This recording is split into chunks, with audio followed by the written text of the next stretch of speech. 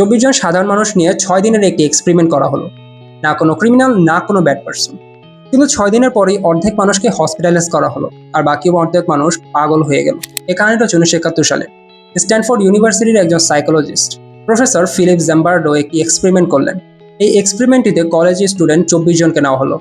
তাদেরকে দুটি ভাগে ভাগ করা হলো। এক ভাগকে প্রিজনার, আরেক ভাগকে গার্ডের দায়িত্ব দেওয়া হলো।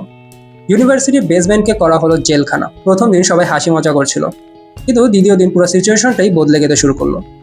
গার্ড বন্দীদের রাত 3টায় ঘুম থেকে উঠিয়ে পানিশমেন্ট দিতে শুরু করলো। মাথায় ব্যাগ পরে রাখলো, খাবার বন্ধ করে দিল। একজন প্রিজনার এতটাই ব্রেকডাউন হয়ে গেছিল যে সে কাঁদতে কাঁদতে চিৎকার করতে লাগলো। জিম্বার্ডো তাকে বের করে দিলেন না।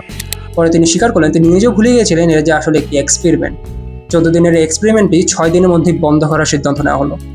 এই এক্সপেরিমেন্টটা প্রুভ করে মানুষ জন্ম থেকে খারাপ হয় না, মানুষ খারাপ হয় সিচুয়েশন থেকে। তুমি যদি সেই পরিস্থিতিতে থাকতে তুমি হয়তো এই একই কাজই করতে। এরা ভাবলে হয়তো ভয় লাগে, অবশ্যই লাগাটাও স্বাভাবিক। তোমার চারপাশে যারা পাওয়ার পেয়েছে তাদের দিকে একটু তাকিয়ে দেখো, তারা কি বদলে গেছে নাকি তুমি বদলে গেছো?